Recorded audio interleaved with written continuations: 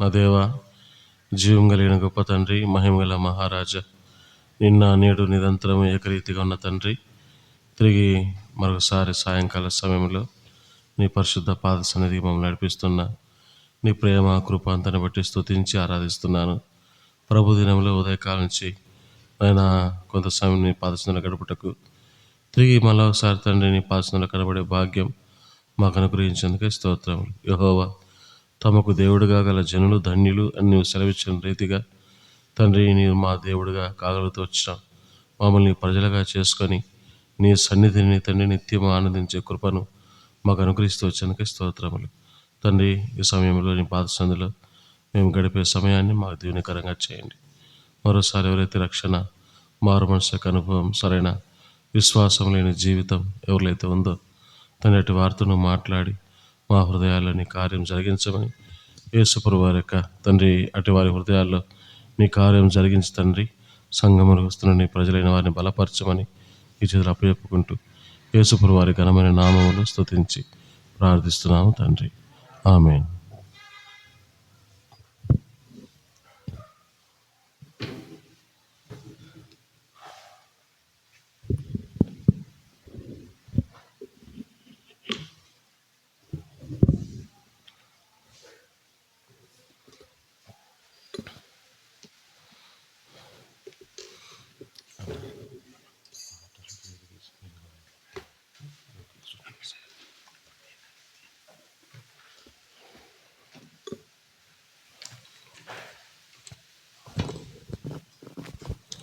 పాట సంఖ్య 409, 406. కొత్త పాటల పుస్తకంలో 409, పాత పాటల పుస్తకంలో 406. కృపకాలంలో ప్రభు యేసుని అంగీకరించు మా ప్రియుడా.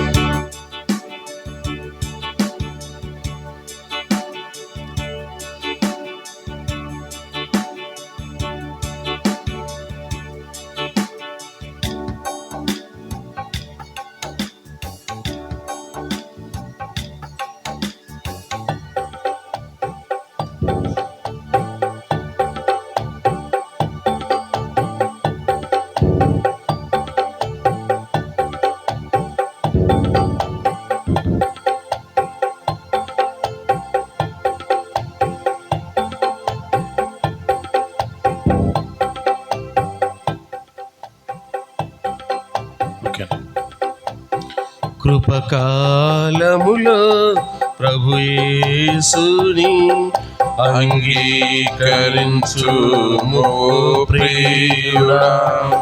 కృపకాలములో ప్రభు యేసుని అంగీకరించుము ప్రియుడా. కృపకాలములో సర్వలోకము సంపాదించి నీ ఆత్మను కోల్పోయినా, సర్వలోకము సంపాదించి నీ ఆత్మ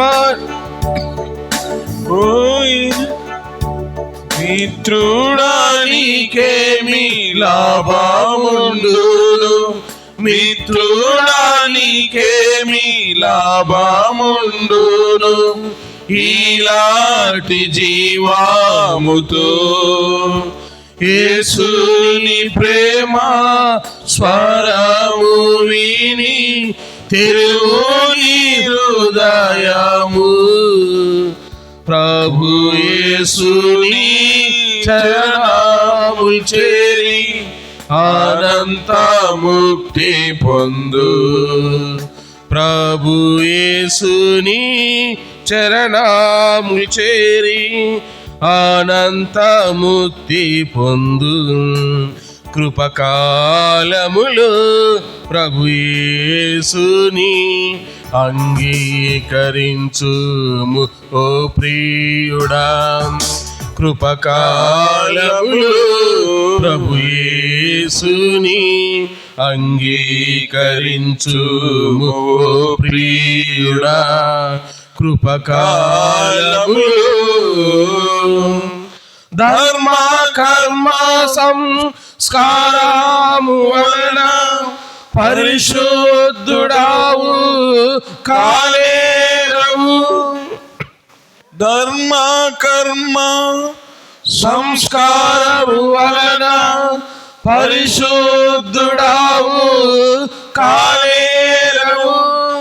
భక్తి వేషాలు ధరించుకొన్న భక్తి వేషాలు ధరించుకొన్న పరలోకము చేరవు. కాగా మిత్రుడా నీ పాపములను ఒప్పుకొను యేసునొద్దా. మహాప్రభుని చరణాములు చేరి ఆపించుకో నిన్నే. మహాప్రభుని చరణాములు చేరి అర్పించుకో నిన్నే. కృపకాలములు ప్రభు యేసుని అంగీకరించుము ఓ ప్రియుడా. కృపకాలములు ప్రభు యేసుని అంగీకరించుము ఓ ప్రియుడా. కృపకాలములు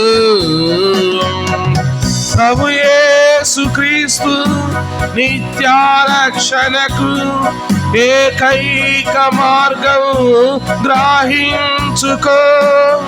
ప్రభు యేసుక్రీస్తు నిత్యారక్షణకు ఏకైక మార్గం గ్రహించుకో. పాప మార్గం వదలి పశ్చాత్తాపముతో పాప మార్గం వదలి పశ్చాత్తాపముతో ప్రభు శరణము చేరి నీ పాపములను ప్రభు రక్తమందు కడిగి శుద్ధి చేసుకో. పరలోకాశీర్వాదములు నిత్య జీవము పొందు.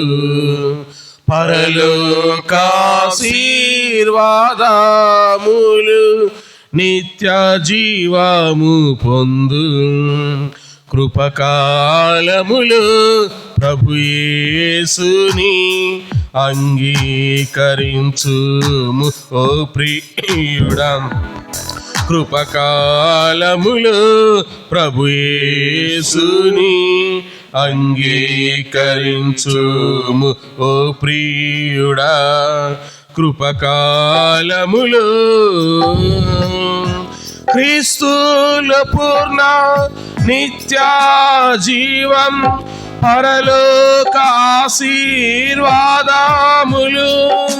క్రీస్తుల పూర్ణ నిత్య జీవం పరలోక ఆశీర్వాదములు. ఓ మరణమాని ముళ్ళు ఎక్కడ, ఓ మరణమాని ముళ్ళు ఎక్కడ, క్రీస్తునందు విజయమే. శిక్షాదండాన తొలగింపబడే ప్రభు యేసు క్రీస్తు నందే. ప్రభు శక్తి చే పాతాళ ద్వారం సదా ఊడింపబడే. ప్రభు శక్తి చే పాతాళ ద్వారం సదా ఊడింపబడే. కృపకాలములు ప్రభు యేసుని అంగీకరించుము ఓ ప్రియుడా. కృపకాలములు ప్రభు యేసుని అంగీకరించుము ఓ ప్రియుడా. కృపకాలములు పాట సంఖ్య క్రొత్త పాటల పుస్తకం నుంచి 412, పాత పాటల పుస్తకంలో 409. 412, 409.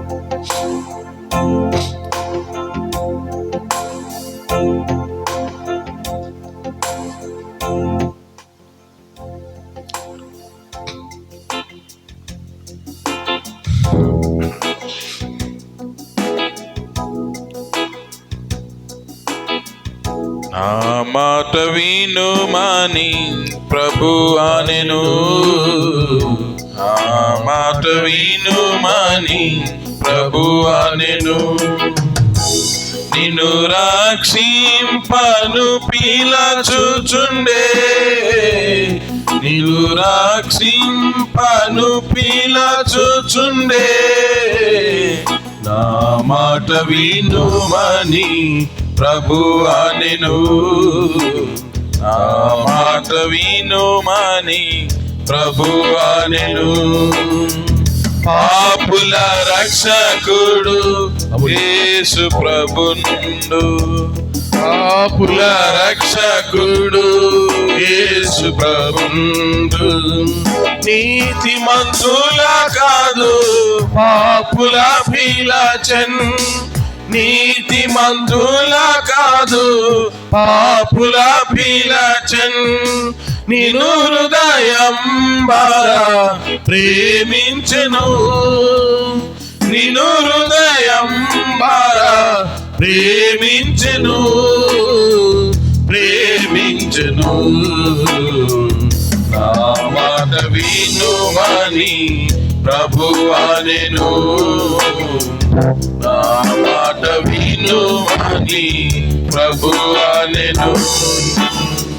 తప్పిన వారిని వెదకవచ్చెను, తప్పిన వారిని వెదకవచ్చెను, తానే వెదకే నిన్ను పరిపించుము, తానే వెదకే నిన్ను పరిపించుము, దాపున నిలచెను రక్షింపను, దాపున నిలచెను రక్షింపను, రక్షింపను, నా మాట వినుమని ప్రభువా నేను, నా మాట వినుమని ప్రభువా నేను. జీవనదాతగా ప్రభు యేసు వచ్చెను,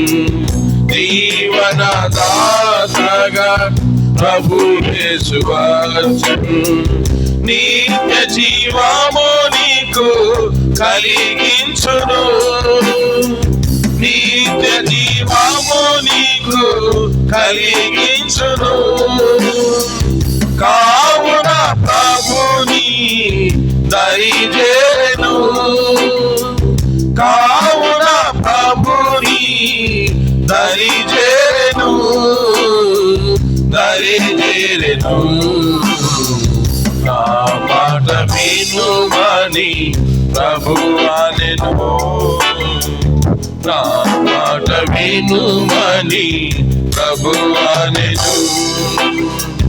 జీవన జ్యోతిగా జగమునకొచ్చెన్, జీవన జ్యోతిగా జగమునకొచ్చెన్, నీవెరిగితివా నీ స్థితిని, నీవెరిగితివా నీ స్థితిని, నీ చీకటిని పోగొట్టును, నీ చీకటిని పోగొట్టును, పోగొట్టును, నా మాట వినుమని ప్రభువా నేను, నా మాట వినుమని ప్రభువా నేను. పావాని పారగ పాతవాటిని పారగలులను నూతన పరచును సర్వమును నూతన పరచును సర్వమును పరికించుముని స్థితిగతిని పరికించుముని స్థితిగతిని నా మాట వినుమని ప్రభువా నిను నా మాట వినుమని ప్రభువా నిను నిన్ను రక్షింపను పిలచుచుండే నిన్ను రక్షింపను పిలచుచుండే నా మాట వినుమని ప్రభువా నిను నా మాట వినుమని ప్రభువా నిను. చివరిగా పాట సంఖ్య 339 336 339 కొత్త పాటల పుస్తకంలో 336 పాత పాటల పుస్తకంలో.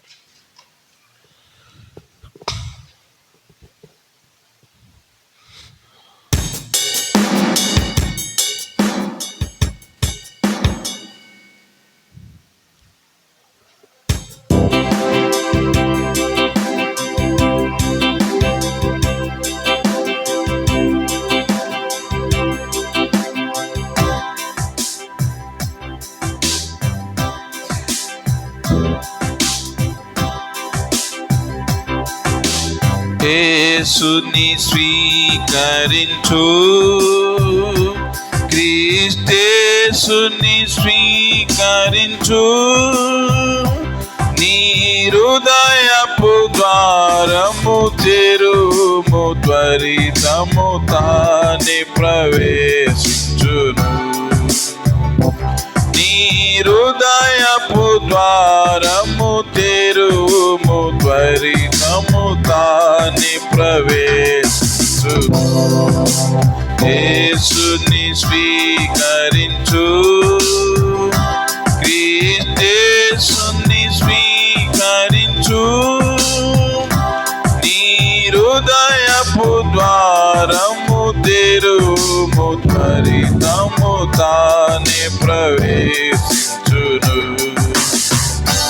నీ హృదయపు ద్వారము తెరుము త్వరితము తానే ప్రవేశించును కనికరమందైశ్వర్యుండు నిన్ను వాత్సల్యముతో విమోచించును కనికరమందైశ్వర్యుండు నిన్ను వాత్సల్యముతో చించును భయంకరమైన పాపము నుండి విడిపింప నిన్ను వెదకి వచ్చెను భయంకరమైన పాపము నుండి విడిపింప నిన్ను వెదకి వచ్చెను యేసుని స్వీకరించు క్రీస్తేసుని స్వీకరించు నీ హృదయపు ద్వారము తెరుము త్వరితము తానే ప్రవేశించును నీ హృదయపు ద్వారము తెరుము త్వరితము తానే ప్రవేశించును మన్నించు సర్వ పాపములంతానే మాన్పును సర్వ రోగములను మన్నించు సర్వ పాపములంతానే మాన్పును సర్వ రోగములను కృపకనికరముల మకుటము నీకు ధరించును ధరింపజేసి కనపరతు కృప కనికరముల మకుటము నీకు ధరింపజేసి కనపరతు యేసుని స్వీకరించు క్రీస్తేసుని స్వీకరించు నీ హృదయపు ద్వారము తెరువుము త్వరితము తానే ప్రవేశించును నీ హృదయపు ద్వారము తెరువుము త్వరితము తానే ప్రవేశించును అందులకు దృష్టి కలుగజేసే అంగహీనులను లేపి నడువజేసెన్ అందులకు దృష్టి కలుగజేసే అంగహీనులను లేపి నడువజేసెన్ పలు విధములకు వ్యాధిగ్రస్తులకు స్వస్థతనిచ్చెను తక్షణమే పలు విధములకు వ్యాధిగ్రస్తులకు స్వస్థతనిచ్చెను తక్షణమే యేసుని స్వీకరించు యేసుని స్వీకరించు నీ హృదయపు ద్వారము తెరువుము త్వరితం తానే ప్రవేశించును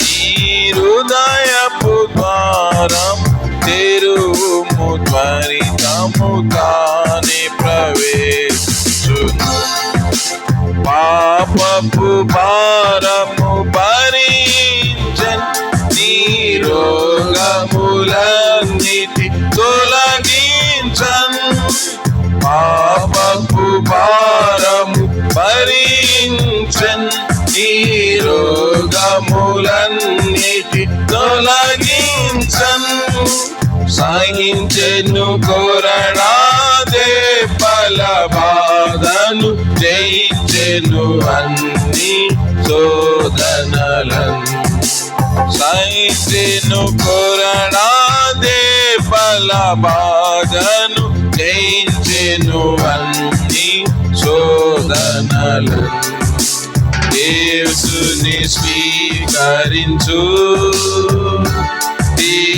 యేసుని స్వీకరించు నీ హృదయపు ద్వారము తెరువుము త్వరితము తానే ప్రవేశించును నీ హృదయపు ద్వారము తెరువుము త్వరితము తానే ప్రవేశించును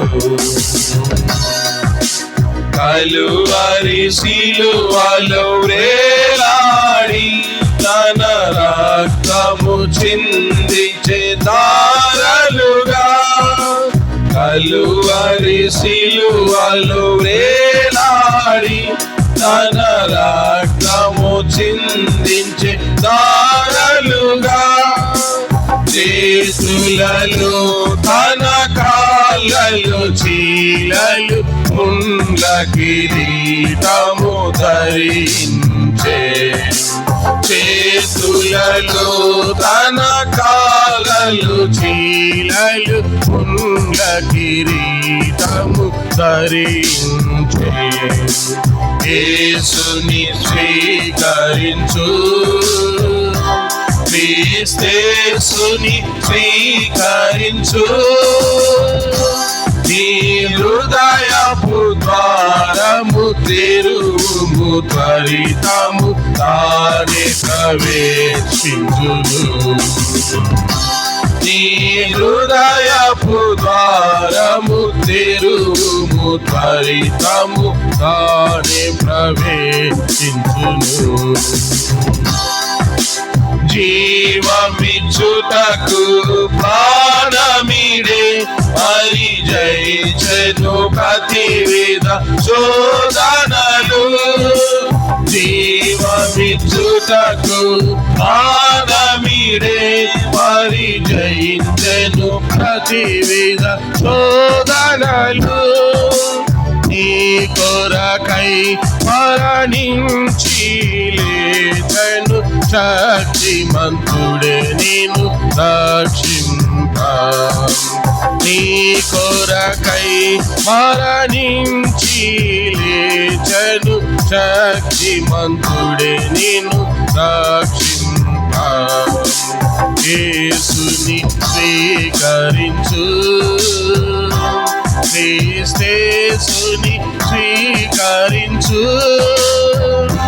నీ హృదయపు ద్వారము తెరువుము, త్వరితము తానే ప్రవేశించును.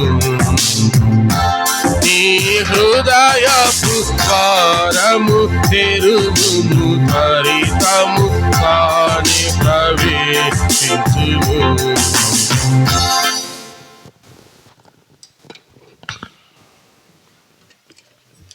స్వార్థ కొరకై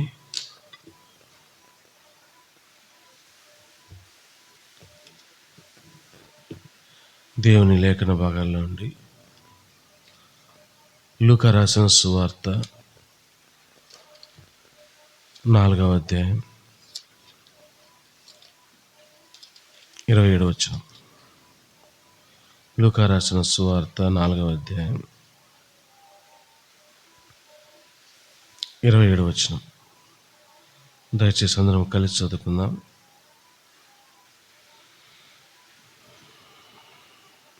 మరియు ప్రవక్త అయిన ఎలీషా కాలమందు ఇశ్రాయేలులో అనేక కుష్ఠరోగులుండినను సిరియా దేశస్థుడైన నయమాను తప్ప మరి ఎవడనూ శుద్ధి ఉండలేదని నేను మీతో నిశ్చయముగా చెప్పుచున్నాను. ప్రార్థన చేసుకుందాం. ప్రేమగల తండ్రి, కృపలైన గొప్ప దేవ, తిరిగి మరోసారి సాయంకాల సమయంలో పరిశుద్ధ పాసనగా వస్తుండగా ఈ కృపను మనం జ్ఞాపకం చేసుకురండి. ఈ వాక్యాన్ని మేము ధ్యానిస్తుండగా తండ్రి, మా హృదయాల్లో మంట పుట్టించి మమ్మల్ని దర్శించి దేవ, ఈ వాక్య వెలుగులో మా జీవితాలకు నూతన విధానంతో నడుచుకుంటూ మా సహాయం చేయమని, రక్షణ లేని వారి రక్షణ పొందుతూ కృపను కలిగించమని యేసు ప్రభువు వారి ఘనమైన నామములో ప్రార్థించి వేడుకుంటున్నాము తండ్రి. ఆమేన్. లూకా రాసిన సువార్త 4వ అధ్యాయం 27వ వచనంలో, మరియు ప్రవక్త అయిన ఎలీషా కాలమందు ఇశ్రాయేలులో అనేక కుష్ఠరోగులుండినను సిరియా దేశస్థుడైన నయమాను తప్ప మరి ఎవడనూ శుద్ధి నొందలేదని నేను మీతో నిశ్చయముగా చెప్పుచున్నాను. ఏ సందర్భంలో ప్రభు వారి మాట చెప్తున్నాడు? యేసు ప్రభు అంటే దేవుడు యూదుల దగ్గరికి వచ్చి అనేక మంచి కార్యాలు, స్వస్థత కార్యాలు, ఆశ్చర్య కార్యాలు, అద్భుత కార్యాలు అనేకం చేస్తుంటే వాళ్ళు యేసు ప్రభుని అంగీకరించడంలే, ఒప్పుకోవడంలే. మనం గమనిస్తే 22వ వచనం, అప్పుడు అందరూ ఆయనను గూర్చి సాక్ష్యమిచ్చుచు ఆయన నోట నుండి వచ్చిన దయగల మాటలకు ఆశ్చర్యపడి ఈయన యేసోపు కుమారుడు కదా అని చెప్పుకొనుచుండగా ఆయన వారిని చూచి, వైద్యుడా, నేను నీవే స్వస్థపరుచుకును అను సామెత చెప్పి కపెర్నహూములో ఏ కార్యములు నీవు చేసితివని మేము వింటిమో ఆ కార్యములు ఈ నీ స్వదేశమందును చేయమని మీరు నాతో నిశ్చయముగా చెప్పుదురనెను. మరియు ఆయన, ఏ ప్రవక్తయు స్వదేశమందు హితుడు కాడని మీతో నిశ్చయముగా చెప్పుచున్నాను అంటూ ఏలియా గురించి తీసుకొచ్చినాడు. తర్వాత ఎలీషా గురించి తీసుకొని వచ్చినాడు. అంటే ఒక ప్రవక్త తన స్వదేశంలో హితుడు కాడు అంటే ఆయన అంగీకరించరు, ఆయన మెచ్చుకోరు. యేసు ప్రభు ఎన్నో గొప్ప కార్యాలు, ఆశ్చర్య కార్యాలు, అద్భుత కార్యాలు, అనేక రకాల స్వస్థతలు, కుష్ఠరోగులను శుద్ధిపరిచినాడు, కుంటి వారికి కాలిచ్చినాడు, గుడ్డి వారికి చూపించినాడు. ఆ రకాల అద్భుతమైన కార్యాలు దేవుడు చేస్తున్నప్పటికీ తన సొంత ప్రజలు, యూదా ప్రజలు యేసు ప్రభువును అంగీకరించడానికి వారికి ఇష్టం లేకుండా పోయింది. పక్కనోళ్ళైనా వేరే వాళ్ళైనా ఈయన శక్తిమంతుడు యేసుప్రభు వారు, నిజమైన దేవుడు, అద్భుత కార్యాలు చేస్తున్నాడు, ఈయన నిజముగా దేవుని కుమారుడని ఒప్పుకుంటున్నారు, కానీ సొంత వాళ్ళు రక్షణ పొందలే.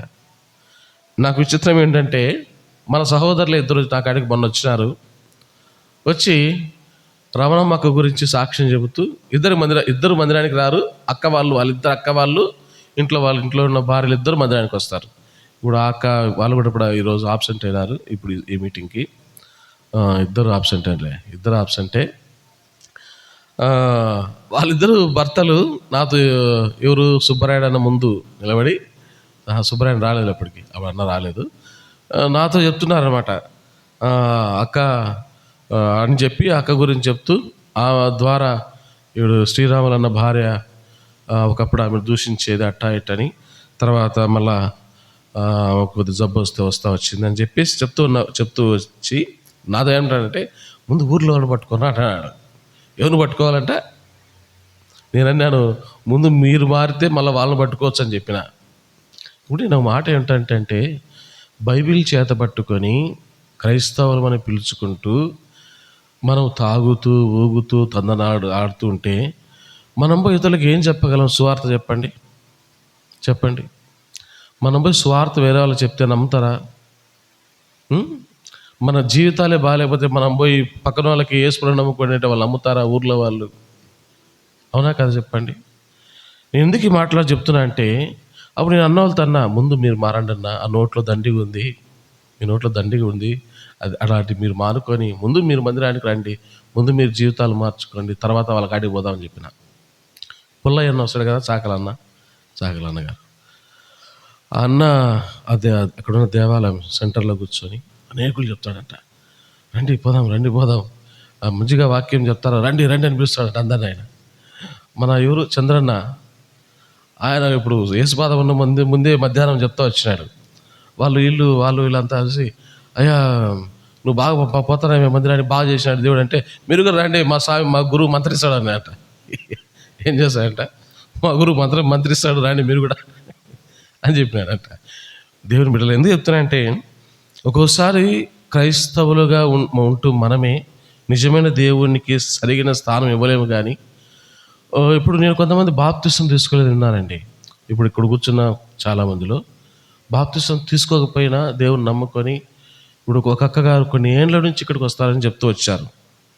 ఆ అక్క అన్ని ఏళ్ళ నుంచి వస్తే, ఒక దైవ సేవకురాలు మొన్న జిలో ఉపవాస ప్రార్థన మా దైవ సేవకురాలతో అంటున్నారంట, ఆ అక్క ఇంకా బాప్తిసం తీసుకోలేదా, అప్పటి నుంచి మందిరానికి వస్తుంది అని. ఎందుకు ఈ మాటలు చెప్తున్నా అంటే, చాలామందిని మనం క్రైస్తవ కుటుంబంలో పుడతాము, కానీ నిజంగా దేవుణ్ణి అంగీకరించి ఆయనకు ఇష్టమైన జీవితం జీవించడానికి మనం ఇష్టపడం. యేసు ప్రభు అనేక అద్భుత కార్యాలు, ఆశ్చర్య కార్యాలు, అనేక సంగతులు వారు ఎదుట బోధ చేస్తుంటే, సెల్లి కన్నా టైం చూసుకోవడానికి బోధిస్తుంటే వాళ్ళు ఏం చేస్తున్నారు? యేసు ప్రభుని వారు అంగీకరించడంలా. ఆ సందర్భంలో యేసు ప్రభు చెప్తున్నాడు, అయ్యా ఏలియా ఒక ప్రవక్త ఉన్నాడు, ఆ కాలంలో అనేక మంది విధవరాండ్రు ఉన్నారు, కానీ ఒక్క విధవరాంధ్ర ఇంటికే ఏలియా ఎందుకు పోయినాడు? ఎలీషా కాలంలో అనేక మంది కుష్ఠరోగులు ఉన్నారు, సిరియా దేశపు సైన్యాధిపతి నయమాను మాత్రమే ఎందుకు పోయినాడు చెప్పండి అని వాళ్ళకు మళ్ళా చెప్తూ వచ్చాడు. కాబట్టి అనేకులు ఉంటారు, కానీ యేసు ప్రభు దగ్గరికి వచ్చేది కొంతమంది, యేసు ప్రభుని నమ్ముకునేది కొంతమంది. ఇప్పుడు నేను చెప్పాల్సిన విషయం ఏంటంటే, రాజుల 2వ గ్రంథంలో ఈ నయమాను గురించి ఏం రాయబడింది చూడండి. ఎలా వచ్చినాడు ఈయన దేవుని దగ్గరికి అంటే, రాజుల 2వ గ్రంథం 5వ అధ్యాయం, రాజుల 2వ గ్రంథము 5వ అధ్యాయము 1 నుంచి 3 వచనాలు. రాజుల 2వ గ్రంథం 5వ అధ్యాయము 1 నుంచి నేను కొన్ని సంగతులు నేను చదువుతాను. 5వ అధ్యాయంలో 1 నుంచి, సిరియా రాజు సైన్యాధిపతి నయమాను అక్కడ ఉండడం, అతని చేత యెహోవాయే సిరియా దేశమునకు జయము కలుగజేసి ఉండెను గనుక అతడు తన యజమానుని దృష్టికి ఘనుడై దయ పొందిన వాడాయను. అతడు మహాపరాక్రమశాలి ఉండెను, కానీ అతడు కుష్ఠరోగి. ఎవరంటేనా ఓ సైన్యాధిపతి ఉన్నాడు. కానీ ఈ సైన్యాధిపతి ఎలాంటి వాడంటే ఆయన పోయిన ప్రతి యుద్ధంలో కూడా ఎవరు ఆ దేశానికి జయమును సమకూరుస్తూ వచ్చారంట, జయమును కలుగజేశారంట? దేవుడే. అందుకని అక్కడ రాయబడింది, సిరియా రాజు సైన్యాధిపతి అయిన నయమానుకి జయమును కలుగజేసిన వాడెవరంటే దేవుడే. ఆయన అన్యుడు, విగ్రహారాధికుడు, దేవుని నమ్ముకోల, పక్కా విగ్రహారాధికుడు. అటువంటి అతను ఏం చేయబడ్డాడు? అటువంటి అతనికి దేవుడే సహాయం చేస్తూ వచ్చాడు, విజయం ఇచ్చి మహాపరాక్రమశాలిగా ఉన్నాడంట. అందుకని ఆయన గురించి ఏం రాయబడింది, అతడు తన యజమానుని దృష్టికి ఘనుడై, బాగా గనుడై అంటే బాగా పేరు పొందినవాడు.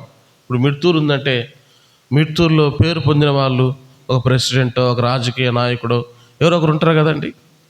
ఈ ఊర్లో ఒక స్థానం, ఒక పెద్ద స్థానం, పలానా పేరు చెప్తారా, అతన మాకు నువ్వు తెలుదు, ఊరు తెలిసిపోయింటుంది. ఏంటది? ఘనత. అంటే ఒక దేవుడే వాళ్ళకి ఇస్తాడు ఆ ఘనత. కొంతమంది ఏం చేస్తారంటే విర్రవీగుతారు ఆ ఘనతను బట్టి. ఈ సిరియా సైన్యాధిపతి అయిన నయమానుకు ఆ విజయం ఇచ్చింది దేవుడే, యజమానుని దృష్టిలో ఘనుడై ఉండేటట్లు చేసింది దేవుడే, ఆ యజమానుని దృష్టిలో దయ పొందేటట్లుగా చేసింది కూడా ఎవరంటే దేవుడే. అంటే అంత ఘనుడు, దయ పొందినవాడు. కానీ అక్కడ ఏంది రాబడి అతని గురించి, అతడు మహాపరాక్రమశాలి అయి ఉండెను గాని అతడు కుష్ఠరోగి. అంటే కానీ అయితే అనే మాటలు వచ్చినప్పుడు ఏదో కొంత తేడా ఉందని అర్థం. ఇంగ్లీష్లో ఈ అయితే అనే మాటకి, మనం పల్లెటూరు కాబట్టి సరే, కొంతమంది ఉంటారు కదా చదువుకునే వాళ్ళు, బట్ అనే ఒక కంజంక్షన్ వాడతారు, అంతేనా? బట్ అంటే అయితే, దానికి ఒక చిన్న ఇది చెప్తూ వచ్చారు. బట్ అనే పదం ఒకవేళ ఉంటే దాని గురించి ఏం చెప్పారంటే but is bit of poison అని. But is bit of poison అంటే అయితే, కానీ, గుని అంటే ఏదో సంథింగ్ రాంగ్, ఏదో జరుగుతుందని అక్కడ అని అర్థమంట. అయితే ఇక్కడ ఇతడు అంతా ఉంది, జయం పొందుతున్నాడు ప్రతి యుద్ధంలో, మహాగణుడుగా ఉన్నాడు, దయ పొందినవాడుగా ఉన్నాడు, మహాపరాక్రమశాలి, అతని ముందు ఎవడు నిలబడలేడు. కానీ ఎవరంటే అతను కుష్ఠరోగి. పాపం ఇంటికి పోయి విజయం పొంది అద్దంలో ఆ డ్రెస్సింగ్ టేబుల్ ముందు నిలబడి, అట్లా బాగా సైన్యాధిపతి కదా, బాగా లెక్కున్నాడు, ఘనత పొందినవాడు, ఇంట్లో కావాల్సిన వస్తువులు ఉంటాయి, మంచి మంచి డ్రెస్సింగ్ టేబుల్ ఉంటాయి, బట్టలు ఇప్పేసి అలా వీపు అలా శరీరం అంతా చూసుకుంటే ఎలా ఉంటుంది కుష్ఠరోగం? ఇట్లా వేలు ఉంటాయా? ఇక్కడ దాకా పోయి ఉంటాయి. చూసారా ఎప్పుడైనా కుష్ఠరోగుల్ని? చూసారా? ఒకసారి పాల్ సుబ్రాయుడు అన్న కడపలో, ఎంతమంది తెలుసు పాల్ సుబ్రాయుడు? దాదాపు నాకు తెలిసి కొంతమంది ఎవరు తెలిసిపోయి ఉండొచ్చు, అన్నగా యేసుపాదం గారు బాగా తెలిసి ఉంటుంది. చెట్టుగుంట దగ్గర ఆ ప్రాంతం మీద నాకు తెలియదు, కానీ నేను కొత్తగా రక్షణ దినాల్లో బేర్షబా నుంచి వ్యాన్ వేసుకొని పోయినాం అక్కడికి, ఆ కుష్ఠరోగుల దగ్గరికి సువార్త ప్రకటించడానికి. వాళ్ళు ఎలా ఉంటారో తెలుసా? దాదాపు చేతులు ఉంటాయి కానీ వేళ్ళు ఉండవు, ముక్కు ఉంటుంది కానీ ముక్కు ఉండదు. అంటే ఏం చేసి ఉంటుంది? ఆ పురుగులు, ఆ కుష్ఠరోగ సంబంధమైన పురుగులు తినేసి ఉంటాయి. ముక్కు ఇలా ఉండదు మనకి, ఆ ముక్కు అనేది పోయింటుంది, ఎక్కడో కొంత ఉన్నట్టు ఉంటుంది అంతే. తినేస్తూ ఉంటాయి పురుగులు శరీరాన్ని, విపరీతమైన ద్రవం వస్తుంటుంది, వాసన వస్తూ ఉంటుంది, భయంకరంగా ఉంటుంది వాళ్ళ జీవితం. పాపం ఆ సైన్యాధిపతికి ఒకవేళ అంతగా ఉండకపోవచ్చేమో, కానీ మొత్తానికైతే ఏ రోగం ఉంది? కుష్ఠరోగం. పాపం అద్దం దగ్గర నిలబడుకొని అలా చూసుకున్నప్పుడు, నేను పరాక్రమశాలినే, బలం ఉంది, పేరు ఉంది, గొప్పతనం ఉంది, జయము, నేను పోయిన ప్రతి యుద్ధంలో విజయం పొందుతున్నా, ప్రతి రాత్రి అంతా ఏడ్చుకుంటూ ఉంటాడు, అన్నీ ఉన్నాయి, నాకు ఈ రోగం ఉంది, ఎలా పోతుంది అని ప్రలాపిస్తుంటే, భార్య దగ్గర చెప్పుకుంటా అంటే ఒక చిన్నది వచ్చింది. ఎవరు? ఒక చిన్నది. చూడండి ఏం చెప్పింది, 3వ వచనం. 2 సిరియనులు గుంపులుగా బయలుదేరి ఇశ్రాయేలు దేశం మీదకి పోయి ఉండిరి. వారు అచ్చటి నుండి ఒక చిన్నదాన్ని చెరగొని తేగ అది నయమాను భార్యకు పరిచారము చేయుచుండెను. ఈ చిన్నది ఎక్కడి నుంచి తీసుకురాబడ్డంట? ఈ అమ్మాయి చిన్నదంటే ఒక అమ్మాయి లేదా ఒక యవనస్తురాలు ఎక్కడి నుంచి తీసుకురాబడింది? ఇశ్రాయేలు దేశం నుంచి. పాపము ఆ భార్య యజమానుడు ఎవరు? నయమాను. ఆ కుష్ఠరోగి తను పడే బాధను అమ్మాయి చూసి, ఆ యవనస్తురాలు చూసి ఏమని చెప్పింది? చెప్తాంది, అమ్మా నా యజమానుని చూస్తే నాకు బాధగా ఉంది. ఒక దేశంలో, ఇశ్రాయేలు దేశంలో ఒక ప్రవక్త ఉన్నాడు. అతని దగ్గరికి పోతే నా యజమానుడు ఏమవుతాడు? బాగుపడతాడు. చూడండి 3వ వచనం. అది షోమ్రోనులో ఉన్న ప్రవక్త దగ్గర నా ఏలినవాడు ఉండవలనని నేనెంతో కోరుచున్నాను. అతడు నా ఏలినవానికి కలిగిన కుష్ఠరోగమును బాగు చేయనని తన యజమానురాలితో అనేను. ఎవరంట బాగు చేసేది? ఒక ప్రవక్త ఉన్నాడు ఒక చోట, ఒక ప్రాంతంలో, షోమ్రోనులో. అతని దగ్గరికి పోతే నా యజమానికి కలిగిన కుష్ఠరోగం ఏమైపోతుంది? బాగవుతుంది. నా యజమానికి కలిగిన కుష్ఠరోగము బాగవుతుంది. నా యజమానుడు అక్కడికి పోతే అతని కుష్ఠరోగము పోతుంది అని చెప్పేసి చెప్పబడుతూ వచ్చింది. నిజమా? దేవుని దగ్గరికి పోతే రోగం పోతుందా? దేవుని దగ్గరికి వస్తే ఎంత భయంకరమైన వ్యాధి అయినా నయమవుతుందా? అవుతుందండి. ఎంతటి భయంకరమైన వ్యాధి అయినా డాక్టర్లు సర్టిఫికేట్ ఇచ్చి ఇతను మరణిస్తాడు అని చెప్పిన వారు సైతము కేవలం ప్రార్థించడం ద్వారా రోగము పోగొట్టుకున్న రోగగ్రస్తులు అనేకులు ఉన్నారు. నేను ఈ మధ్య 2 ఇంటర్వ్యూలు చూసిన ఈ మొబైల్లో. ఒకటి సాంబశివరావు అనే ఒక ఇంటర్వ్యూ, క్రాంతి యూట్యూబ్లో ఆ ఛానల్లో. తర్వాత మైకేల్ విజయ్ కుమార్ అన్న ఇంటర్వ్యూ చూసిన. ఈ 2 ఇంటర్వ్యూలు చూసిన. ఏం చెప్తున్నారు, ఏంటి విషయం అని. ఈ మైకేల్ విజయ్ కుమార్ అన్న ఫ్యాక్షనిస్ట్గా ఉన్నప్పుడు విజయ్ కుమార్ అన్న గారు ఫ్యాక్షనిస్ట్గా ఉన్నప్పుడు ఈ శివారెడ్డికి భార్య ఉండేది. ఇద్దరు బద్ధ శత్రువులు. అంత భయంకరమైన శత్రువులు. ఆ ఇంటర్వ్యూ చేశాయని అడుగుతున్నాడు. ఏదో పేరు క్రాంతి ఏదో అని పేరు అనుకుంటా.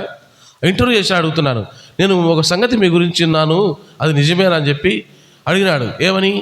మీకు బద్ధ శత్రువు ఒక ఆయన ఉన్నాడు కదా, ఆ బద్ధ శత్రువు ఇంటికి మీరు పోయి ప్రార్థన చేసింటే ఆమె క్యాన్సర్ రోగం బాగైందంట, నిజమేనా అని అడిగినాడు.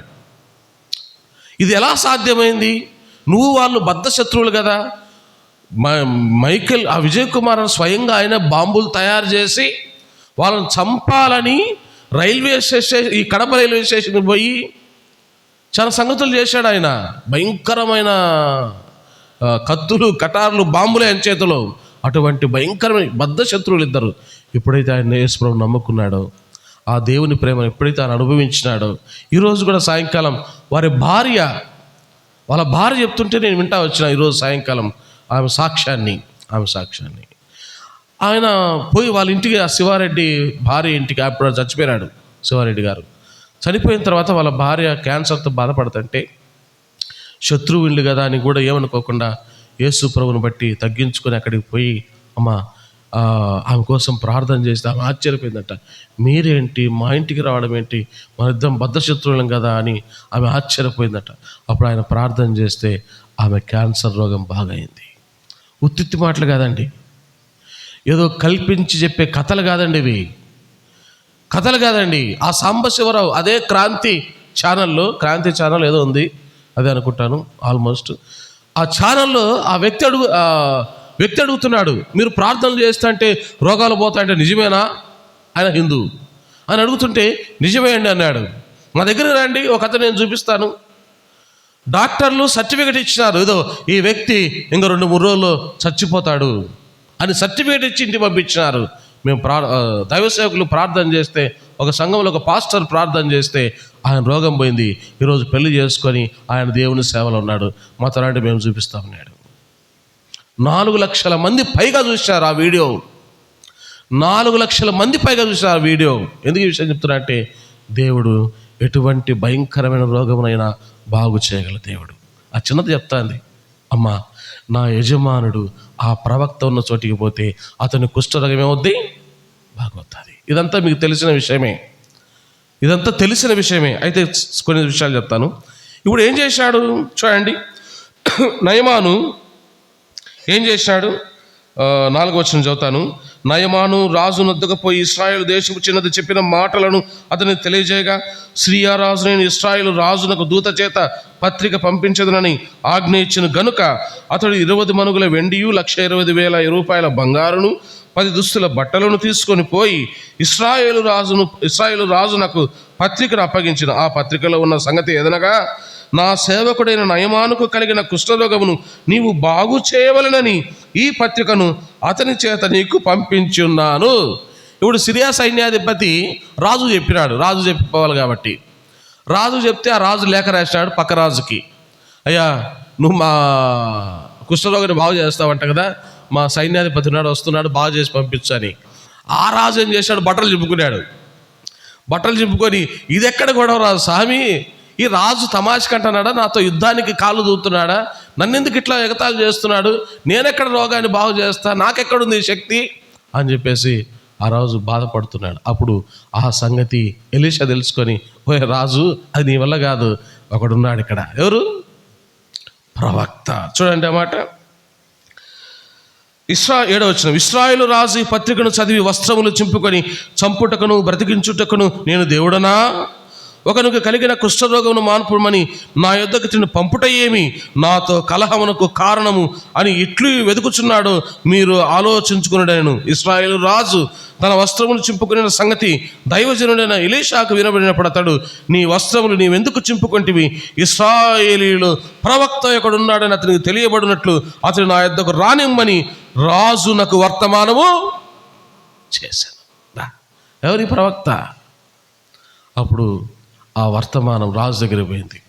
ఎలీషా చెప్పినాడు, అయ్యా అది నీ వల్ల కాదు, నేను దేవుని సేవకుడు ఒకడు ఆయన ఉన్నాడు, దైవజనుడు, భక్తిగల దైవజనుడు మా ఊర్లో ఒక ఆయన ఉన్నాడు, ఆ ప్రవక్త ఒకడున్నాడు, ఆ ప్రవక్త ద్వారా దేవుడు ఎలాంటి అద్భుతమైన కార్యాలైనా చేయగలడు అన్నప్పుడు, ఇప్పుడు నయమాను ఎక్కడ పోయినాడు చూడండి. 9వ వచనం. నయమాను ఎక్కడ పోయినాడు? నయమాను గుర్రములతోనూ రథములతోను వచ్చి ఎలీషా ఇంటి ద్వారము ముందర నిలిచి ఉండగా. ఎక్కడ పోయినాడు? నయమాను వేటితో పోయినాడట? గుర్రములతో, రథములతో. ఎవరింటికి అడిగినాడు? ఏంటండి ఘనత వహించిన వాడు. నిజంగా దైవ సేవకులకున్న ఒక గొప్ప ధన్యత దేవుడు ఏంటంటే, కూటికి తక్కువ కావచ్చు, బట్టకు తక్కువ కావచ్చు, తర్వాత ఈ లోకంలో పేరు ప్రఖ్యాతులు లేకపోవచ్చు. నిజంగా చంద్రన్న ఇప్పుడు సాయంకాలం వచ్చాడు, వేరే తీసుకొచ్చి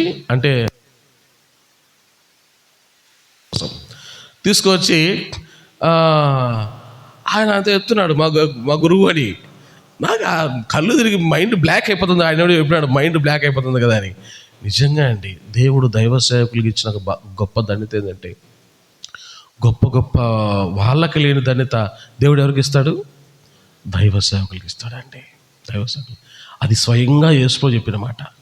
నాకు ఆ మాట వింటే కడుపు నిండి బిర్యానీ తిన్నంత తృప్తిగా ఉంటుంది. ఏమన్నా తెలుసా? ఒకడు నన్ను సేవించడలా నా తండ్రి వానిని ఘనపరచును. భలే మాట అది. చాలా తృప్తి వస్తుంది అన్నమాట. ఈ లోకంలో ఏమీ లేకపోవచ్చు, ఒక కారు, ఒక డబ్బు, బ్యాంకు బ్యాలెన్సులు, సరైన వస్త్రాలు, పలుకుబడి, పేరు ఏమీ లేకపోవచ్చు. ఘనత ఎవరిస్తాడంట? నా తండ్రి వారిని ఘనపరచును.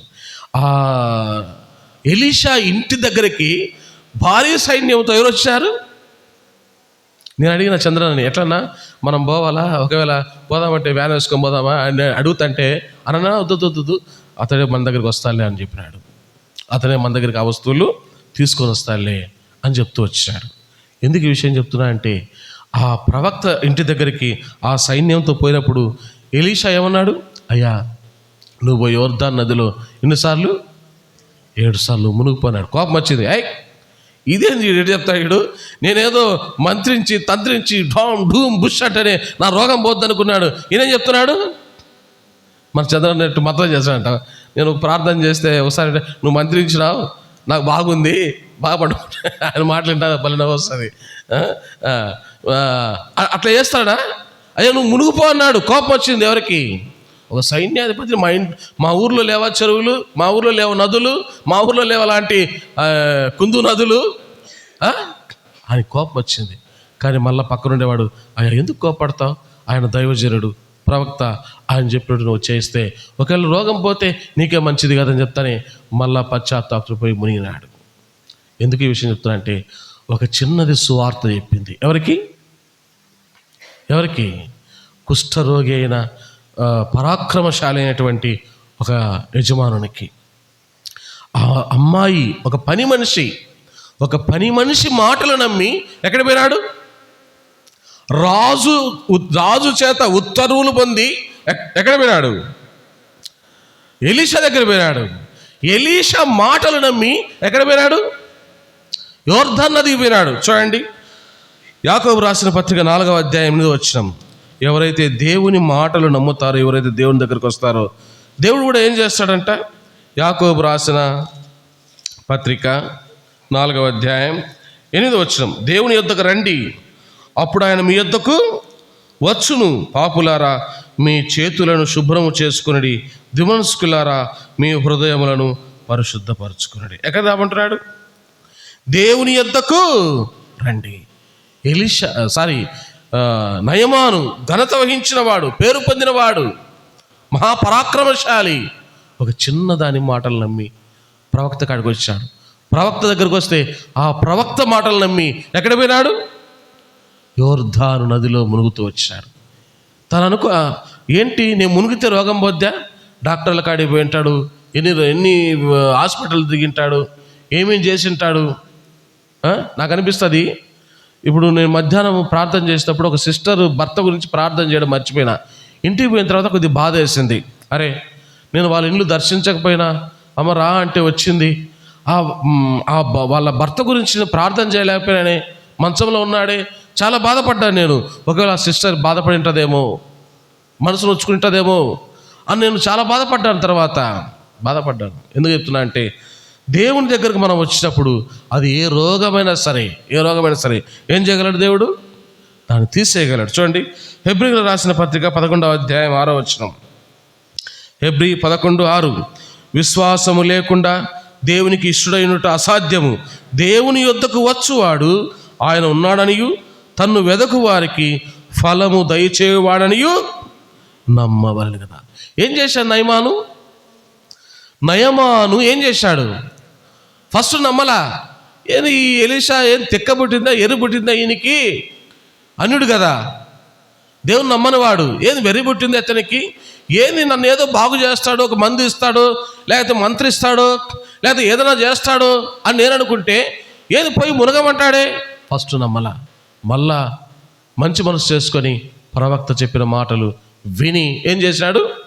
నమ్మి మునిగినాడు. ఎలా అయిందంట దేహం? పసిపిల్లవాని దేహము వలె నయమాను యొక్క కుష్ఠరోగం ఏం చేయబడింది? పోతూ వచ్చింది. దేవుడు అంటున్నాడు, దేవుని యొద్దకు రండి, అప్పుడు ఆయన మీ యొద్దకు వచ్చును. వచ్చేవాడు కూడా ఎట్లా రావాలా? పోదాం, అక్కడికి పోయినాం, ఇక్కడికి పోయినాం, అక్కడికి పోయినాం, ఇక్కడ కూడా వస్తాం. అన్ని చోట్లకి పోయినాం, ఇక్కడికి కూడా వస్తాము. చూద్దాం ఏమన్నా అవుతుందేమో అని రాకూడదు. అలా వస్తే దేవుడు కార్యం చేయడు. ఎలా రావాలంట? దేవుని యొద్దకు వచ్చువాడు ఏమన్నాడు ఇక్కడ? దేవుని యొద్దకు వచ్చువాడు ఆయన ఉన్నాడనియు. ఆయన ఉండే దేవుడు, నిరంతరం జీవించే దేవుడు, ఆయన సజీవుడైన దేవుడు అని నువ్వు నమ్మాలా. ఆయన జీవము గల దేవుడని నువ్వు నమ్మాలా.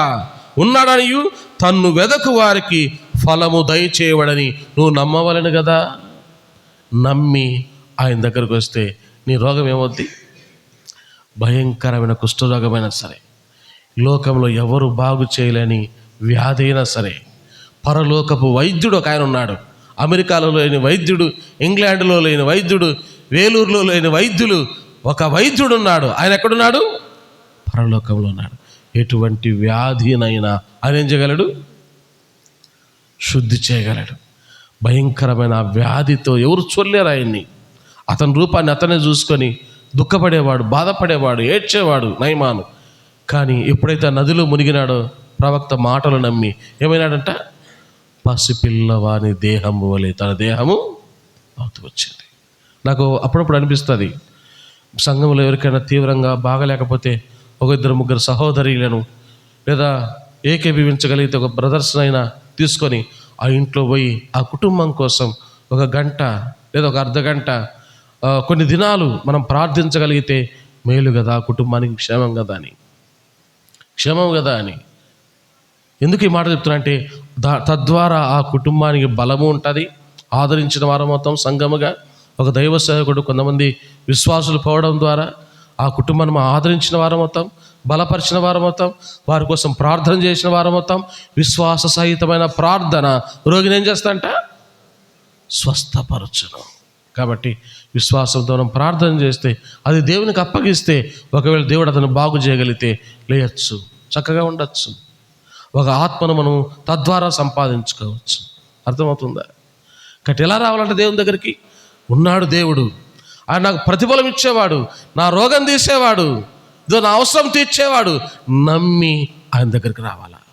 అలా వచ్చినప్పుడు ఏ సమస్య అయినా సరే పరిష్కరించగల దేవుడు నాకు ఒకడున్నాడు, ఆయన సజీవుడు, ఆయన ఉండే దేవుడు అని నమ్మి నువ్వు రాగలిగితే ఏ నయమాను జీవితంలో ఎటువంటి అద్భుతం జరుగుతూ వచ్చిందో నీ జీవితంలో కూడా ఏం చేస్తాడు దేవుడు?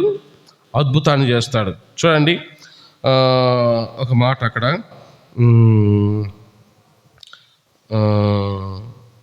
రాజుల 2వ గ్రంథం 5వ అధ్యాయం. ఇతను మళ్ళీ ఏం చేశాడు చూడండి. రాజుల 2వ గ్రంథం 5వ అధ్యాయము 15వ వచనం చూడండి. 15వ వచనం. అప్పుడు అతడు తన పరివారముతో కూడా దైవజనుని దగ్గరకు తిరిగి వచ్చి అతను ముందర నిలిచి, చిత్తగించుము, ఇశ్రాయేలులోనున్న దేవుడు తప్ప లోకమందటి యందును మరొక దేవుడు లేడని నేను ఎరుగుదును. ఇప్పుడు నీవు నీ దాసుడైన నా యొద్ద బహుమానము తీసుకొనవలసిందని అతనితో చెప్పగా ఏం చెప్తున్నాడు ఇతను ఇప్పుడు? ఇతడు ఎవరంట చూడండి. ఆ వచనము విగ్రహారాధన అనే విషయం ఉంటుంది చూడండి. విగ్రహారాధన చేసేవాడు అతను. చూడండి ఆ మాట. 18వ వచనం. నా యజమానుడు మ్రొక్కుటకు రిమ్మోను గుడిలో చొచ్చి నా చేతి మీద ఆనుకున్నప్పుడు నేను రిమ్మోను గుడిలో నమస్కారం చేసినలా రిమ్మోను గుడిలో నేను నమస్కారం చేసిన సంగతిని గురించి యెహోవా నీ దాసుడైన నన్ను క్షమించునుగా కానీ నయమాను చెప్పగా. భయంకరమైన ఒక విగ్రహారాధికుడు అండి. ఎవరు ఏంది? ఎవరు పలకరు? నయమాను. అర్థమవుతుందా నేను చెప్పేది మీకు? మరి ఏం చెప్పరా? నయమాను అంతా ఎట్టున్నారంటే ఇంక నువ్వు రెండో మాట మాట్లాడే కొడతామని ఎట్టున్నారు మీ ముఖాలు చూసంటే, అంత సీరియస్గా ఉండే. నయమాను ఏం చెప్తున్నాడు? ఆ విగ్రహారాధన విషయం విడిచిపెట్టేసి ఏం చెప్తున్నాడు అంటే 15వ వచనంలో, ఇశ్రాయేలులోనున్న దేవుడు తప్ప లోకమందంతటి యందును మరి ఒక దేవుడు లేడని నేను ఎరుగుదును. చూసారా? మొదటిసారిగా అతనిలో ఏ మార్పు వచ్చింది? ఏమొచ్చింది? రోగం పోయింది. రెండవదిగా ఏ మార్పు వచ్చింది? మొదటిది శరీరం శుద్ధి అయింది. రెండవది ఏది శుద్ధి అయింది? హృదయ శుద్ధి వచ్చింది. శరీర శుద్ధి, హృదయ శుద్ధి. ఏమంటున్నాడు ఇప్పుడు? ప్రవక్త కాడికి వచ్చి దైవజనుడి దగ్గరకు వచ్చి ఏమంటున్నాడు? అయ్యా, ఇశ్రాయేల్లో ఉన్న దేవుడు తప్ప మరి లోకమందు ఏ దేవుడు కూడా లేడు. ఆ రిమ్మోను గుడికి నేను పోయేవాడిని, ఇప్పుడు ఆ గుడికి కూడా నాకు అవసరం లేదు. చూసారా? మార్పు. దేవుడు మనిషిలో మార్పు తీసుకొస్తాడు. నిజమైన దేవుని తెలుసుకునే మనోనేత్రాలు మనిషికి వెలిగిస్తాడు. ఎప్పుడు? నువ్వు ఆయన దగ్గరికి వచ్చినప్పుడు, దేవుని దగ్గరికి నువ్వు వచ్చినప్పుడు, నీ హృదయాన్ని ఆయన అప్పగించినప్పుడు, నా దేవుడు ఈ విషయంలో నాకు కార్యం చేయగలడని నువ్వు నమ్మినప్పుడు. చాలామంది అల్ప విశ్వాసంతో వస్తారు. బాధ కలిగినప్పుడు, వేదన కలిగినప్పుడు. ఒక్కోసారి దైవజనుగులు ఎలా ఉండాలా? ఇప్పుడు కుష్ఠరోగి బాగా శుద్ధి అయిపోయింది, ఎలీషా అక్కడికి వచ్చాడు. పాపం గొప్పోడు కదా, బాగా డబ్బులు ఉన్నాడు, పరపతి ఉన్నాడు, అధికారం ఉన్నాడు, బాగా తీసుకొచ్చినాడు. ఎలీషా ఏమన్నాడు చూడండి, 16వ వచనం 15 నుంచి. అప్పుడు అతడు తన పరివారముతో కూడా దైవజనుడి దగ్గరకు తిరిగి వచ్చి అతని ముందర నిలిచి చిత్తగించుము. ఇశ్రాయేలులోనున్న దేవుడు తప్ప లోకమందంతటి యందును మరొక దేవుడు లేడని నేను ఎరుగుదును. ఇప్పుడు నీవు నీ దాసుడనే నా యొద్ద బహుమానము తీసుకునవలసిందని అతను చెప్పగా, ఎలీషా, ఎవరి సన్నిధిని నేను నిలబడి ఉన్నానో ఇశ్రాయేలు దేవుడు నా యెహోవా జీవముతోడు నేనేమియో తీసుకున్నాను.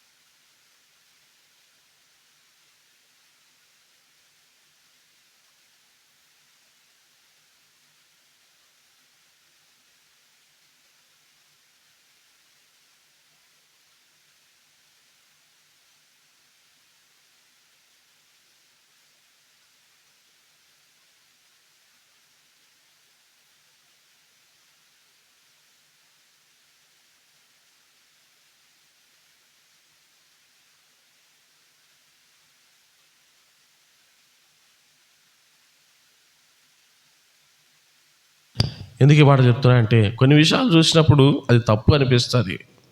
మీ దగ్గరికి విజిటింగ్ చేసేటప్పుడు కొంతమంది రాని వాళ్ళ ఇళ్ళకి అడుగు పోవాల్సి వచ్చింటే 50 100 ఇస్తా అంటే నాకు మనసు తప్పలా. ఎందుకు? మన దగ్గరికి రారు కదా, ఎందుకు తీసుకోవాలా? ఎవరింటికి పోయినా డబ్బు కోసం పోయినట్టుంటుంది అన్నట్టు. తక్కువలో కూడా గృహ కూడికలు ఏర్పాటు చేయాలని ఇష్టపడుతూ వచ్చిన సంఘముగా మాకై మేము ప్రకటన చేస్తే మీ ఇంటికి వస్తే డబ్బులు ఇవ్వద్దని నేనే చెప్పిన.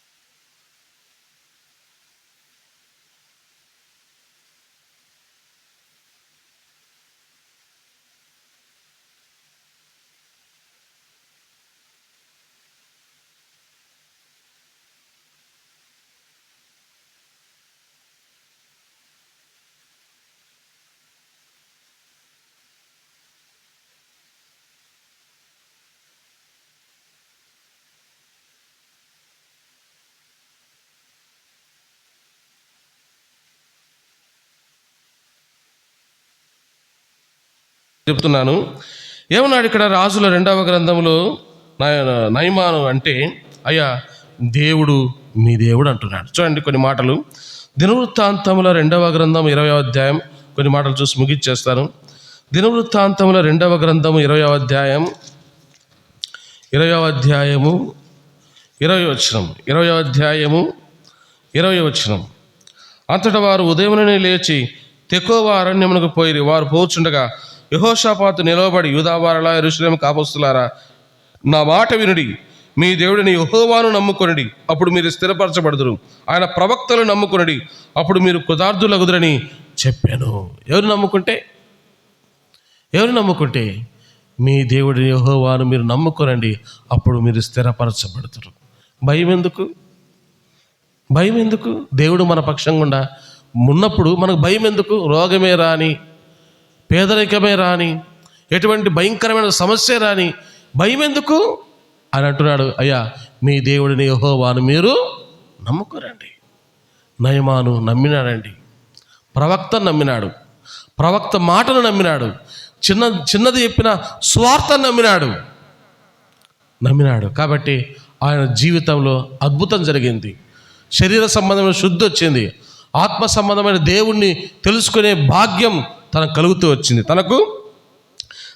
వచ్చింది. కాబట్టి మన జీవితంలో కూడా యేసు ప్రభువును మనం నమ్ముకోగలిగితే, యేసు ప్రభు వారిని మనం నమ్ముకోగలిగితే, ఆయనను మనం ఆశ్రయిస్తే, ఆ దేవుడు మనం ఏం చేసేవాడు? మన రోగాన్ని స్వస్థపరుస్తాడు, మన హృదయమును శుద్ధిపరుస్తాడు, నిజమైన దేవుడు ఎవరో తెలుసుకునే మనోనేత్రాలు వెలిగిస్తాడు. ఆయన మనోనేత్రాలు వెలిగించే దేవుడు. కొన్ని మాటలు చూడండి. దినవృత్తాంతముల హెబ్రీలకు రాసిన పత్రిక 11వ అధ్యాయము, హెబ్రీలకు రాసిన పత్రిక 11వ అధ్యాయము 7వ వచనం. హెబ్రీలకు రాసిన పత్రిక తొందరగా 2 మాటలు చూసి ముగిచ్చేస్తాను. 11వ అధ్యాయం 7వ వచనం, 11:7. విశ్వాసమును బట్టి నోవహు అది వరకు చూడని సంగతుల గురించి దేవుని చేత హెచ్చరింపబడి భయభక్తులు గలవాడై తన ఇంటి వారి రక్షణ కొరకు ఒక ఓడను సిద్ధము చేసుకో. ఎప్పుడంట? విశ్వాసమును బట్టి నోవహు అది వరకు చూడని సంగతులు. చూసినారా? మనిషి కనబడితే నమ్ముతాడు. అంటే రోగం పోతే ముందు విశ్వాసంతో రాడు, వస్తా ఉంటాడు, ఏమీ పోలేదనుకో, ఏం లాభం, ఆడిపోయినా ఈడిపోయినా ఈడికి కూడా వచ్చినాం, ఏం పోలా అన్నట్టు ఉంటుంది. అలా కాదు. నువ్వు నీ జీవితంలో ఎలా రావాలా? నేను వస్తున్నా దేవుని దగ్గరికి, నేను వస్తున్నాను, ఖచ్చితంగా ఇది చేయగలడు అని నమ్మి రాగలిగితే, నోవహు ఏం చేశాడంట? అది వరకు చూడని సంగతులు. దేవుడు చెప్పాడు అంతే, చేస్తాడు అంతే. అది అలా నమ్మి నువ్వు మందిరానికి వస్తే, అది నీ రోగమా, నీ పాప రోగమా, అది ఏదైనా సరే ఏం చేయగలడు? దేవుడు నిన్ను శుద్ధి చేయగలడు. శరీర శుద్ధి, హృదయ శుద్ధి రెండు నీకు ఇవ్వగలడు. ఎలా? జరగక ముందే నువ్వేం చేయాలా? ఆయన నమ్మాలి. యేసుప్రభు దగ్గరికి వచ్చిన మనుషుల్లో, యేసుప్రభు కాలంలో 3 రకాల మనుషులు ఉన్నారండి.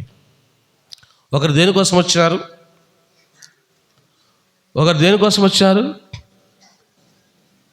యేసుప్రభు దగ్గరికి పోతే పని చేయాల్సిన అవసరం లే, 3 రోజులైనా పెట్టి మనోడు ఫుల్ స్పీచ్ ఇచ్చేసి ఏం చేస్తాడు? అంత నాన్ వెజ్జే, రొట్టె చేప. ఆహారం కోసం వచ్చిన వాళ్ళు కొంతమంది. రెండవ గుంపు ఎవరు? రోగాల కోసం వచ్చిన వాళ్ళు కొంతమంది. దారిన పోతుంటే ఆ నదిలో ఒడ్లు ఆ పడవెక్కినా కూడా వదిలిపెట్టలే, ఎవరిని అడిగి పరిగెత్తినారు. జనాలు వేసుకొని, రోగగ్రస్తులు తీసుకొని, ఇంట్లోకి పోతే కప్పులు ఇప్పేసి మంచంతో సహా దింపబడేశారు. ఎక్కడికి పోయినా వెంటబడుతున్నారు. దేనికోసం?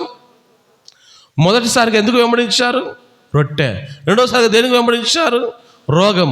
మూడవ గుంపు ఉంది. ఈ గుంపు దేనికోసం వెంబడించారు? దేవుని నోట నుంచి వచ్చే మాట కోసం. రొట్టె కంటే, రోగము కంటే దేవుని మాట గొప్పది. ఆ మాటను నువ్వు విశ్వసించి దేవుని మందిరాన్ని నగలిగితే నీ జీవితంలో దేవుడు ఎంత అద్భుతమైన కార్యమైనా చేయగలడు. కొందరు ఈడికి కొంచెంసేపు, ఆడికి కొంచెంసేపు లాభంలే. స్థిరంగా నమ్ము దేవుని నమ్ము. అక్కడికిక్కడ పరిగెత్తద్దు. ఇక్కడికి వస్తున్నావా? నమ్మి నిలబడేడా, స్థిరంగా ఉండు. యెహోషాపాతు రాజు చెప్తాడు కదా, మీరు యెహోవాను నమ్ముకోండి, మీరేం చేయబడతారు? మీరు స్థిరపరచబడతారు. కాబట్టి మీరు స్థిరంగా ఆయన నమ్ముకుంటే దేవుడు మిమ్మల్ని స్థిరపరుస్తాడు ప్రతి విషయంలో. చివరిగా నేను ఒక మాట చెప్పేసి ముగిచ్చేస్తాను. రండి. ఈ దేవుడు ఎలాంటి వాడు? తీతుకు రాసిన పత్రిక 2వ అధ్యాయం 14వ వచనం. ఈ దేవుడు ఎలాంటి వాడు? తీతు 2:14. ఆయన సమస్తమైన దుర్నీతి నుండి మనల్ని విమోచించి సత్క్రియలందు ఆసక్తి గల ప్రజలను తన కోసం పవిత్రపరచుకొని తన సొత్తుగా చేసుకున్నట్టుకు తను తానే మన కొరకు అప్పగించుకునేను. ఆయన సమస్తమైన దుర్నీతి నుండి, ఒకవేళ నయమానుకు ఏంది చేశాడు? కుష్ఠరోగం తీసేశాడు. తన శరీరం పైన ఉన్న ఆ సమస్త రోగాన్ని తీసేశాడు. ఇప్పుడు మానవులకు ఉన్న అతి పెద్ద రోగం ఏంటి? నువ్వు పాప రోగివయ్యా, ప్రభు పిలుచుచుండెనయ్యా, నువ్వు పాపరోగివయ్యా, ప్రభు పిలుచుచుండెనయ్యా. ఏమి పాటలు రాశారండి మనోళ్ళు. ఏం రోగమంట? సండే స్కూల్ పిల్లలు పాటలు పాడతారు. ఏం పాట? ఎంతెంత దూరం, చాలా చాలా దూరం, మోయలేని భారం నా పాప భారం. ఏ భారం? ఏ రోగం? పాపరోగం. ఏ భారం? పాప భారం. నయమాన్ వచ్చినాడు రోగ భారంతో వచ్చినాడు. ఈరోజు సమస్త ప్రజలను దేవుడు పిలుస్తున్నాడు. దేవుని యొద్దకు రండి, అప్పుడు ఆయన మీ యొద్దకు వచ్చును. ఎందుకోసం? మనిషి పాప భారముతో, కుష్ఠరోగము కంటే భయంకరమైన రోగం పాపరోగంతో మనిషి అల్లాడిపోతున్నాడు, పాపములు కూరుకుపోతున్నాడు, చస్తే ఎక్కడికి పోతాడో తెలియ పరిస్థితిలో ఉన్నాడు. పిలుస్తున్నాడు. ఆయన ఎలాంటి వాడంట? సమస్తమైన దుర్నీతి నుండి మనల్ని ఏం చేస్తాడు? మనల్ని విమోచించి, కాబట్టి సమస్త నుండి మనం విమోచించి మనం సత్క్రియ ఆసక్తి గల ప్రజలుగా తన కోసం సిద్ధపరచుకునే దేవుడు. కాబట్టి యేసు ప్రభునందు విశ్వాసం ఉంచితే మనకు ఏ రోగమైనా సరే, అది శరీర రోగమైనా సరే, అది పాప రోగమైనా సరే, ఏం చేస్తాడు? తీసేస్తాడు. ఏం చేయాలా? నయమాను వలె నమ్ము. చిన్నది చెప్పింది, నమ్మినాడు. దైవజనుడు చెప్పినాడు, నమ్మినాడు. మునుగుపో అన్నాడు, మునిగినాడు. నమ్ముతావా యేసును? ఆయన యందు విశ్వాసం ఉంచితే మనకు రక్షణ. ఆయన యందు నమ్మితే మనకు పరలోక రాజ్యం, సూక్ష్మంలో మోక్షం. ఆ ప్రవక్త వలె నువ్వు కూడా నమ్మితే నీకు అన్ని రకాల శుద్ధి. ప్రార్థన చేసుకుందాం. ప్రేమగల తండ్రి, కృపలైన గొప్ప దేవ, తిరిగి రాత్రికాల సమయంలో కొన్ని మాటలు నేను ఎలీషా ప్రవక్త కాలం నాటి సంఘటనలు నయమాన్ యొక్క జీవితంలోంచి తండ్రి కొన్ని మాటలు మేము చూడగలుగుతూ వచ్చినాం. అందును బట్టి స్తోత్రములు తండ్రి. నయమాను సైన్యాధిపతి, ఘనత కలిగిన వాడు, మహాపరాక్రమశాలి, రాజు చేత దయ పొందినవాడు అయినప్పటికీ తండ్రి ఒక చిన్నది సువార్త చెప్తే నమ్మినాడు. సామాన్యమైన ఒక దైవజనుడు యోర్దాను నదిలో మునగమంటే తను మునిగి పసిపిల్లవాడి దేహం వలె తను స్వస్థత పొందుతూ వచ్చినాడు. ఈరోజు తన అనేకులను పాపమనే కుష్ఠరోగంతో, భరించలేని భారముతో, దుఃఖముతో ఉన్నటువంటి అనేక మంది ప్రజలను నువ్వు పిలుస్తున్నావు సువార్త ద్వారా, నీ సేవకుల ద్వారా. అనేకులు తండ్రి మందిరానికి వస్తున్న వారేమి, బయట ఉన్నవారేమి ఆ పిలుపు లోబడి నీ వద్దకు వచ్చినప్పుడు తండ్రి నాయనను స్వస్థపరిచే దేవుడవు, రోగమును స్వస్థపరిచే దేవుడవు తండ్రి, పాప రోగమును స్వస్థపరిచే దేవుడవు, విమోచించే దేవుడవు, పవిత్రపరిచే దేవుడవు. ఈ సత్యాన్ని ప్రభా నీ ప్రజలు నమ్మగలటకు సహాయం చేయమని యేసు ప్రభు వారి ఘనమైన నామములో స్తుతించి చేరువచ్చిన నీ ప్రియుల కొరకే స్తోత్రములు తండ్రి. రాగలతో వచ్చారు వారి హృదయాల్లో కూడా నాయన నీ మాటలు బలపరచండి, స్థిరపరచండి. స్త్రీలై కదలక నీ యందు ప్రభు నిలబడి నీకు సాక్షులుగా ఉంటకు బలం దయచేయమని యేసు ప్రభు వారి ఘనమైన నామములు స్తుతించి ప్రార్థించి వేడుకుంటున్నాము తండ్రి. ఆమేన్. మన తండ్రి అయిన దేవుని ప్రేమ, ప్రభువైన యేసుక్రీస్తు వారి కృప, పరిశుద్ధాత్మ యొక్క అన్యోన్య సహవాసం ఇక్కడ చేరిన మనకు, లోకంలో చెదిరిన సకల పరిశుద్ధులకు సదాకాలం తోడైండును గాక. ఆమేన్.